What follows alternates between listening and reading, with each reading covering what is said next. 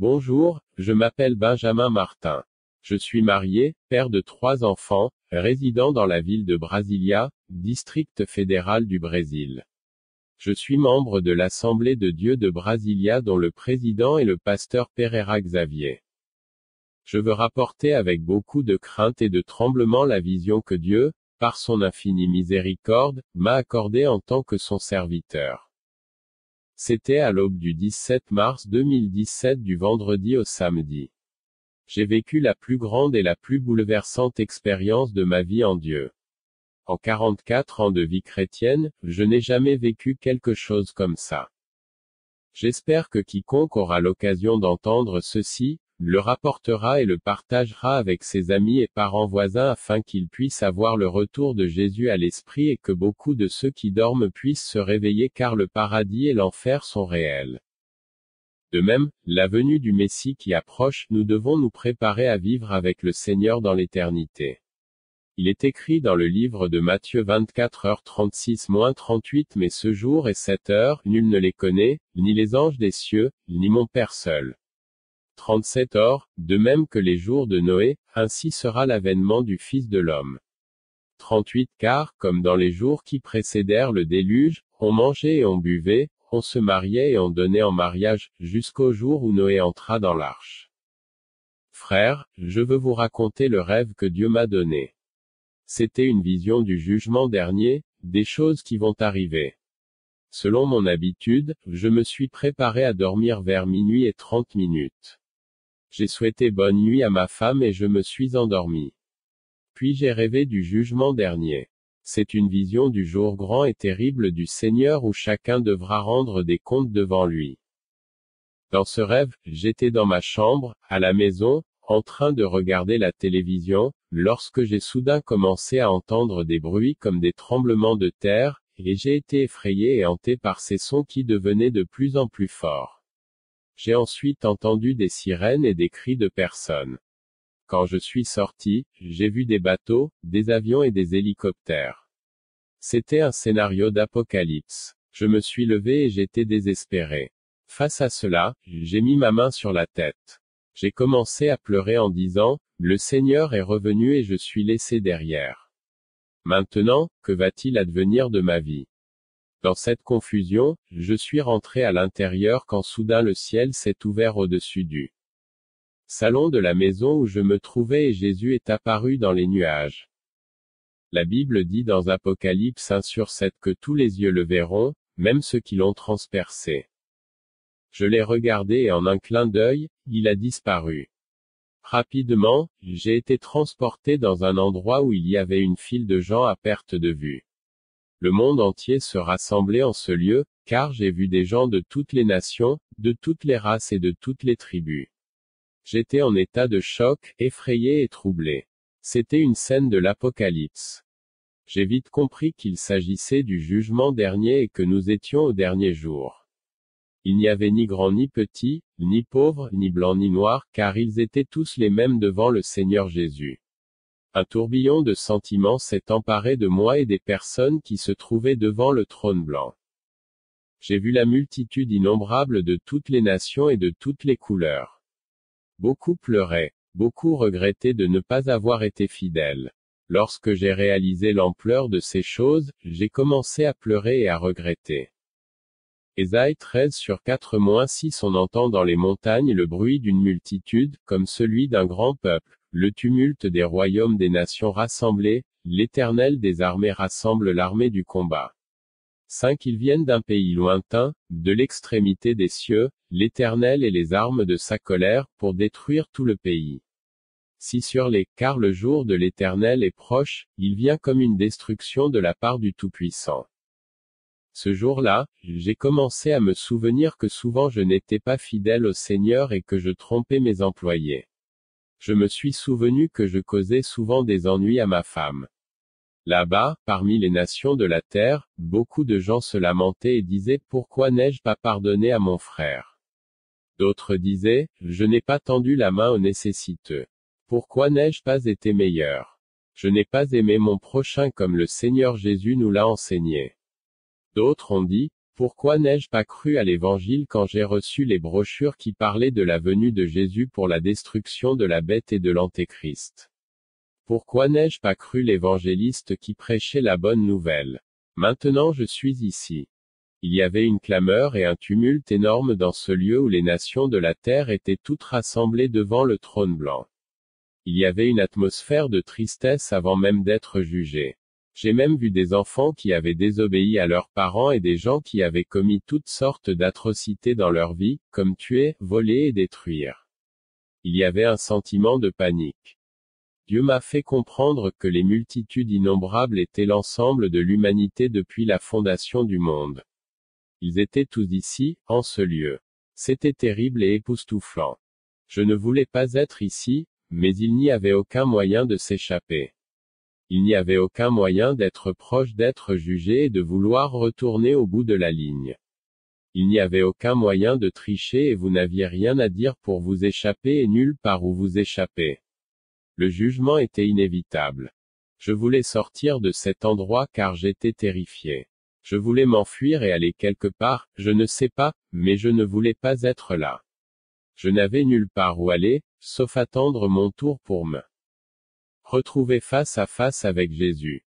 J'ai regardé et j'ai vu Jésus dans sa robe blanche resplendissante. Je ne pouvais pas voir son visage à cause de sa gloire. J'ai vu l'éclat de sa majesté et de sa puissance. Un mélange de sentiments s'est emparé de mon cœur. J'étais fier et heureux d'être si proche de Jésus. Imaginez que je suis ici à côté du Maître, le Roi des rois, celui que j'ai tant aimé et auquel j'ai consacré ma vie, mais en même temps, j'étais sur le point d'être jugé. Il n'y avait que 2 personnes devant moi. Juste après elles, ce serait mon tour.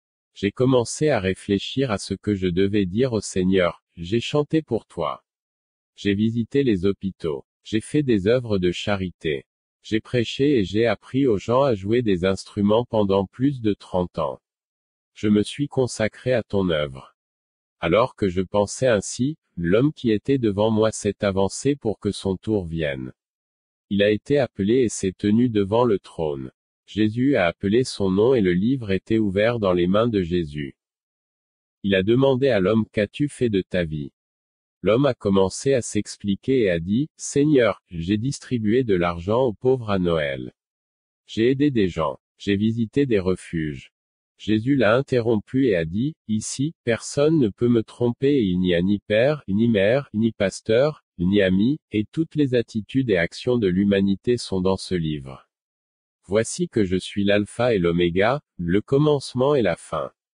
Combien de fois vous ai-je dit de ne pas aller à droite, de ne pas aller à gauche et d'éviter de prendre le mauvais chemin, et vous ne m'avez pas écouté. Cet homme s'est mis à pleurer et a dit: Seigneur, je me suis soucié des gens quand j'étais sur la terre. Aie pitié de moi.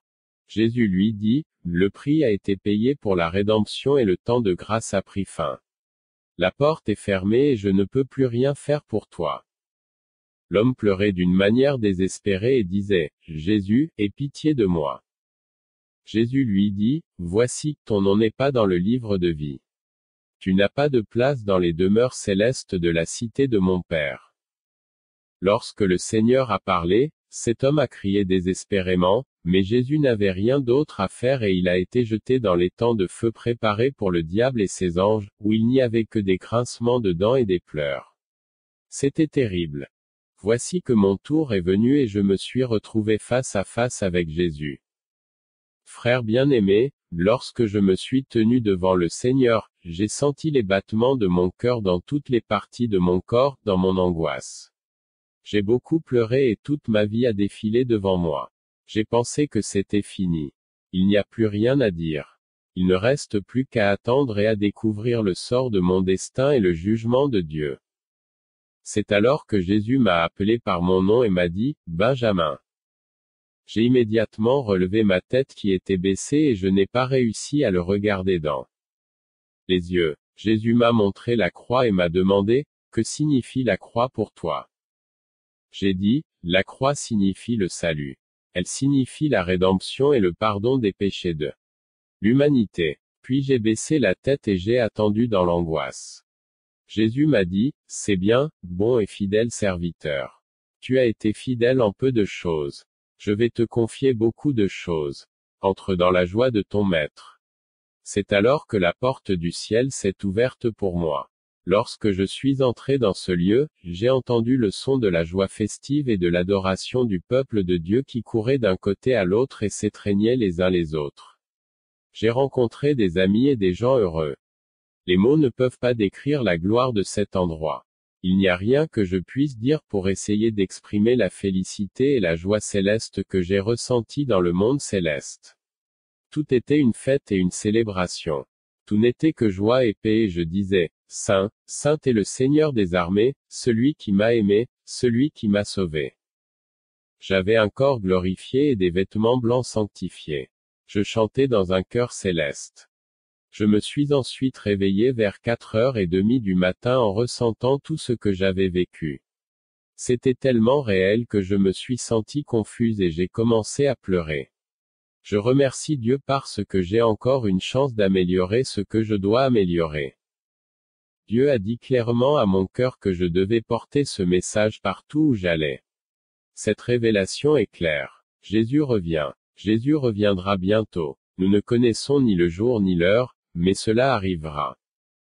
J'ai ensuite raconté le rêve à ma femme en lui disant tout ce qui s'était passé et ce que je ressentais, et elle a également été touchée et a beaucoup pleuré.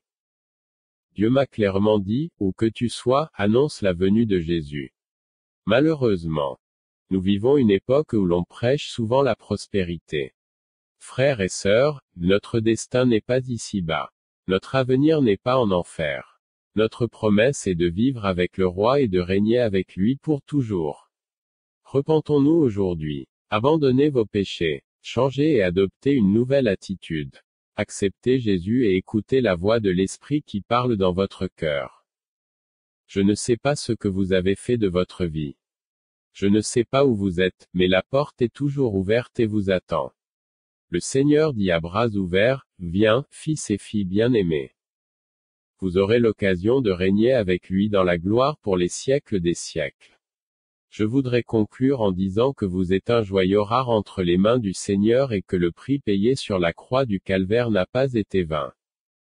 Acceptez Jésus aujourd'hui. Vous qui vous êtes éloignés des voies du Seigneur afin que votre nom soit écrit dans le livre de vie.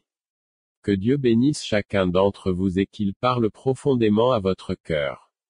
Restez dans la paix du Christ et j'espère vous voir dans la nouvelle Jérusalem, dans les demeures célestes.